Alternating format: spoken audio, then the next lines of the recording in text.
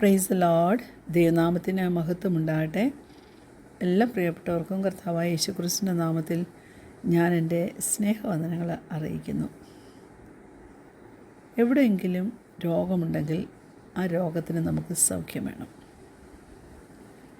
പക്ഷെങ്കിൽ എവിടെയെങ്കിലും മുറിപ്പാടുകൾ നമ്മുടെ ജീവിതത്തിൽ വന്നാൽ, ഹേർട്ട് നമുക്ക് ജീവിതത്തിൽ വന്നാൽ, അതിനും പ്രിയപ്പെട്ടവരെ നമുക്ക് സൗഖ്യം വേണ്ടേ?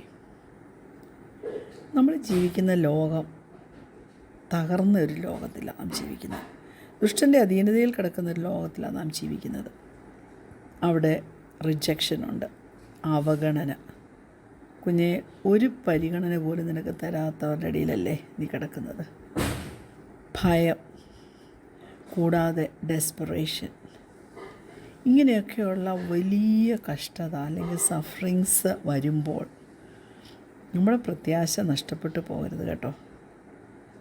നമ്മുടെ മുറിവേറ്റ ഹൃദയത്തിന് സൗഖ്യം തരുവാൻ കഴിവുള്ള ആ യേശു കർത്താവിൽ നമുക്ക് നമ്മുടെ ആശ്രയം വെക്കാമേ. നമ്മുടെ കണ്ണ് ദൈവത്തിൻ്റെ ആ സ്നേഹമുണ്ടല്ലോ, നമ്മുടെ വേദനയുടെ സമയത്ത് അവൻ നമുക്ക് തരുന്ന നന്മയുണ്ടല്ലോ,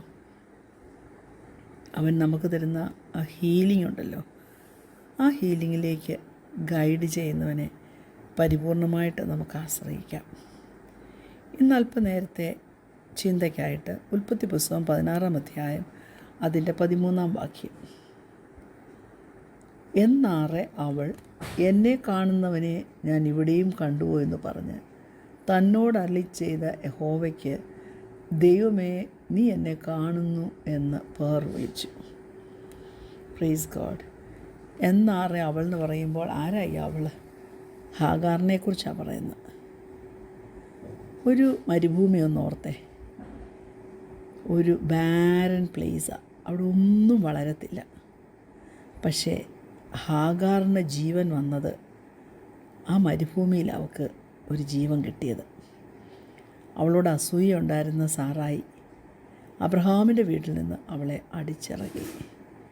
അവൾക്ക് പോകാൻ ഒരിടവുമില്ല, അവളെ സഹായിപ്പാൻ ആരുമില്ല. അവൾ ഒറ്റയ്ക്ക് ഭയപ്പെട്ട് അവളുടെ ആ കൊച്ചു മകനുമായിട്ട് അവൾ മരുഭൂമിയിലേക്ക് ഓടിപ്പോയി. മരിക്കാൻ വേണ്ടിയാണ് അവൾ വെയിറ്റ് ചെയ്യുന്നത്. പക്ഷേ ആ മരുഭൂമിയിൽ ദൈവം അവളുടെ അടുക്കൽ വന്നു. ദൈവം അവളെ കണ്ടു.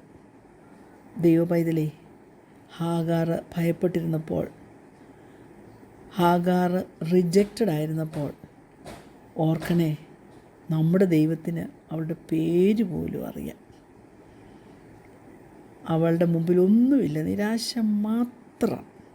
പക്ഷേ അവളെ ആര് കണ്ടോ അവൻ അവൾക്ക് പ്രത്യാശ കൊടുത്തു. അവളുടെ ആ ഡെസ്പറേറ്റ് സിറ്റുവേഷനിൽ ദൈവം അവളെ കണ്ടു എന്ന് മാത്രമല്ല, അവളുടെ ഭാവിയെക്കുറിച്ച് അവൾക്കൊരു വാഗ്ദത്വവും കൊടുത്തു.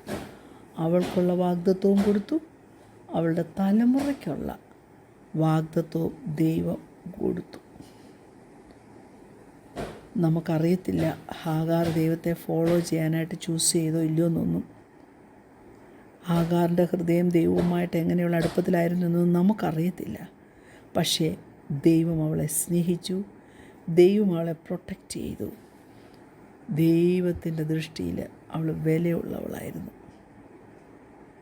കുഞ്ഞെ, ഞാൻ ചോദിക്കട്ടെ, നമ്മുടെ ക്രിസ്തീയ ജീവിതത്തിലാണെങ്കിൽ പോലും ചിലപ്പോൾ നമ്മളൊരു ലൈഫ്ലെസ് ഡെസേർട്ടിൽ അകപ്പെട്ട പോലെ അവിടെ ലോസ്റ്റായി എന്ന് നമുക്ക് തോന്നാറില്ലേ? അങ്ങനെ ഫീൽ ചെയ്തിട്ടില്ലേ? എന്നാൽ അവിടെയും ദൈവം നിന്നെ കാണും കേട്ടോ. ഇപ്പോൾ നീ ഏത് സാഹചര്യമാണ് ഫേസ് ചെയ്യുന്നെങ്കിലും, ദൈവപൈതലേ, ഈ ഡിവോഷൻ സ്റ്റഡി കേൾക്കുന്ന നീ ഒന്ന് ഉറച്ചേ. ഈ സ്റ്റേജിൽ, ഈ സമയത്ത് നീ ആയിരിക്കുന്നിടത്ത് ദൈവം നിന്നെ കാണുക. എല്ലാം കാണുന്നവൻ, അവന് നിൻ്റെ പേരറിയാം, അവൻ നിന്നെ സ്നേഹിക്കുന്നു. കുഞ്ഞെ, നീ ഒറ്റയ്ക്കല്ല, നീ റിജക്റ്റഡുമല്ല. ദൈവത്തിൻ്റെ സന്നിധിയിൽ നീ വിലയേറിയവനാണ്. നമ്മുടെയൊക്കെ ജീവിതത്തിൽ വരുന്ന മരുഭൂമിയിൽ നമ്മളെ കാണുന്നൊരു ദൈവത്തെ കണ്ടുമുട്ടാൻ ദൈവം നമ്മയൊക്കെ സഹായിക്കട്ടെ. He never fails to bring life and hope. തീർച്ചയായിട്ടും അവൻ നമുക്ക് പ്രത്യാശയും തരും, നമുക്ക് ജീവനും തരും. അതുകൊണ്ട് ദൈവത്തിൻ്റെ ആ സ്നേഹത്തെ ഒന്ന് ഫോക്കസ് ചെയ്തേ. റിജക്റ്റഡ് ആണെന്ന് തോന്നുമ്പോഴൊക്കെ ആ ദൈവസ്നേഹത്തെ ഒന്ന് ഓർത്തേ. ഇന്ന് തന്നെ ധൈര്യമേറ്റെടുത്തോളണം കേട്ടോ. ന്യായാധിപന്മാരുടെ പുസ്തകം 6-ാം അധ്യായം അതിൻ്റെ 12-ാം വാക്യം. ജഡ്ജസ് ചാപ്റ്റർ 6 വേഴ്സ് 12 ഇങ്ങനെ പറയുന്നു: യഹോവയുടെ ദൂതൻ അവന് പ്രത്യക്ഷനായി. അല്ലയോ പരാക്രമശാലിയെ, യഹോവ നിന്നോട് കൂടെ ഉണ്ട് എന്ന് അവനോട് പറഞ്ഞു. ആരായി അവൻ? ഗിദെയോനെ ദൈവം എന്തോ വിളിച്ചത്? മൈറ്റി വാരിയർ, പരാക്രമശാലി. ഗിദെയോൻ അതിശയിച്ചു പോയി കാണും.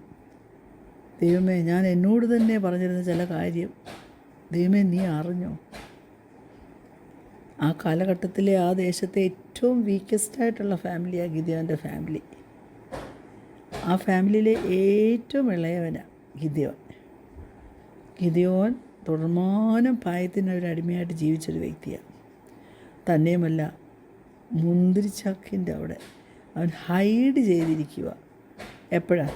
ദൈവം ഈ മെസ്സേജ് അവന് ഡെലിവറി ചെയ്ത് കൊടുത്തപ്പോൾ. പക്ഷേ മക്കളെ, ദൈവത്തിന് ഗിദെയോനെ അറിയാം. പെട്ടെന്ന് തന്നെ ഗിദെയോൻ വിശ്വസിക്കാൻ തുടങ്ങി ദൈവം അവനോട് പറഞ്ഞതൊക്കെ. ദൈവത്തിൽ അവൻ ആശ്രയിക്കാൻ തുടങ്ങി. എന്നിട്ട് അവൻ്റെ ഭയത്തിൻ്റെ മേൽ അവന് ജയം നേടുവാനും കഴിഞ്ഞു. ദൈവം അവനെ എങ്ങനെയാണ് അറിയപ്പെട്ടിരുന്നത്? മൈറ്റി വാരിയർ, പരാക്രമശാലി. അവൻ അതുപോലെ തന്നെ ആയിത്തീരുകയും ചെയ്തു. ഇസ്രായേലിന് വേണ്ടി യുദ്ധം ജയിപ്പാൻ, മിദ്യാന്യരോട് എഗൻസ്റ്റായിട്ട് ഫൈറ്റ് ചെയ്തുകൊണ്ടിരുന്ന ഇസ്രായേലിനെ ജയിപ്പിക്കുവാൻ ഗിദെയോന് കഴിഞ്ഞു. ഒത്തിരി ഓഡ്സ് അതിൻ്റെ മധ്യത്തിലുണ്ടായിരുന്നു. പക്ഷേ ദൈവത്തിലുള്ള വിശ്വാസം അത് അവന് റിയൽ പ്രൊട്ടക്ഷൻ കൊടുത്തു. അവൻ ആക്ട് ചെയ്തു. അതവന് ജയവും തന്നു. ഞാൻ ചോദിക്കട്ടെ, നിൻ്റെ ജീവിതത്തിൽ എപ്പോഴെങ്കിലും നീ ദൈവത്തിൻ്റെ പ്രസൻസിനെ സംശയിച്ചിട്ടുണ്ടോ? ഇമ്പോസിബിളായിട്ടുള്ള ചലഞ്ചസ് വന്നപ്പോൾ നീ ഭയമാണോ കൂടുതൽ എക്സ്പീരിയൻസ് ചെയ്ത്? ഭയപ്പെടേണ്ട കേട്ടോ. ഒരു കുടവും തീപ്പന്തവും കാഹളവും കൊണ്ട് മിദ്യാന്യരെ തോൽപ്പിച്ച ദൈവമുണ്ടല്ലോ. നീ നിൻ്റെ യുദ്ധം എങ്ങനെ ജയിക്കണമെന്നും നിന്നെ എങ്ങനെ ജയിപ്പിക്കണമെന്നും നമ്മുടെ ദൈവത്തിനറിയാം. Believe who he says that you are and what he can do through you. ഭയത്തെയും സംശയത്തെയും എല്ലാം കോൺക്വർ ചെയ്യാൻ ദൈവ പൈതലേ നിന്നെ സഹായിക്കും. ദൈവം നിന്നോടുകൂടെയുണ്ട് കേട്ടോ. നീ ഒരു മൈറ്റി വാരിയറാണ്. പൂർണ്ണമായിട്ടുള്ള നിൻ്റെ ആശ്രയം നിനക്ക് അവൻ്റെ മേലൊന്നിടുവാൻ തക്കവണ്ണം കഴിയുമോ? അതിന് കഴിയണം. ദൈവസന്നിധിയിൽ സമർപ്പിച്ചു കൊടുക്കുക. നമുക്കെല്ലാം വളരെ സുപരിചിതമായ ബുക്കാണല്ലോ സങ്കീർത്തനം 91. സങ്കീർത്തനം 91 എനിക്ക് തോന്നുന്നു കാണാതെ അറിയാത്തവർ ഇല്ല. ഒരുമാതിരി കൊച്ചു പിള്ളേർക്ക് പോലും സങ്കീർത്തനം 91 കാണാതെ അറിയാം. അപ്പം സാം 91 വേഴ്സസ് 14 and 15. 91 സങ്കീർത്തനം 14-15. അവൻ എന്നോട് പറ്റിയിരിക്കാൻ ഞാൻ അവനെ വിടുവിക്കും. അവൻ എൻ്റെ നാമത്തെ അറിയാൻ ഞാൻ അവനെ ഉയർത്തും. അവൻ എന്നെ വിളിച്ചപേക്ഷിക്കും, ഞാൻ അവന് ഉത്തരം നൽകും. കഷ്ടകാലത്ത് ഞാൻ അവനോടുകൂടെ ഇരിക്കും, ഞാൻ അവനെ വിടുവിച്ച് മഹത്വപ്പെടുത്തും. എത്ര നല്ല വാക്യങ്ങളാണ് അല്ലേ? അർജൻറ്റ് നീഡ് നമ്മുടെ മുമ്പിൽ വരും. പ്ലേസ് ഓഫ് ഡെസ്പറേഷൻ നമ്മുടെ മുമ്പിൽ വരും.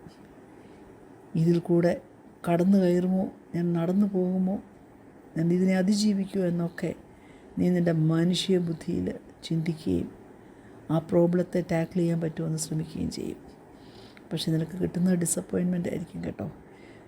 ഒരു കാര്യം ഞാൻ പറയാം, നിൻ്റെ ചലഞ്ചസ് എത്ര വലുതാണെങ്കിലും നീ ഗീവ് അപ്പ് ചെയ്യാതെ, ഹോപ്പ്ലെസ്സാണ്, പവർലെസ്സാണ്, ഐസൊലേറ്റഡ് ആണ് ഞാനെന്നൊന്നും ചിന്തിക്കാതെ ദൈവത്തിങ്കിലേക്ക് നിന്നെ ഏൽപ്പിച്ചു കൊടുത്താൽ തീർച്ചയായിട്ടും നിനക്ക് മനസ്സിലാകും നീ ഒറ്റയ്ക്കല്ല, ദൈവം നിന്നോടുകൂടെ ഉണ്ട്. നമ്മുടെ ആവശ്യങ്ങൾ അവനറിയാം. അവൻ നമുക്ക് സഹായം അയക്കും. അവൻ നമ്മുടെ സംരക്ഷകനാണ്. നമ്മുടെ പ്രാർത്ഥനയ്ക്കൊക്കെ ഉത്തരം തരുന്നവനാണ്. നമ്മൾ അവനെത്തപ്പെടാത്തൊരു ദൂരത്താണെന്ന് നിനക്ക് തോന്നുന്നുണ്ടോ? No, he will never leave you child.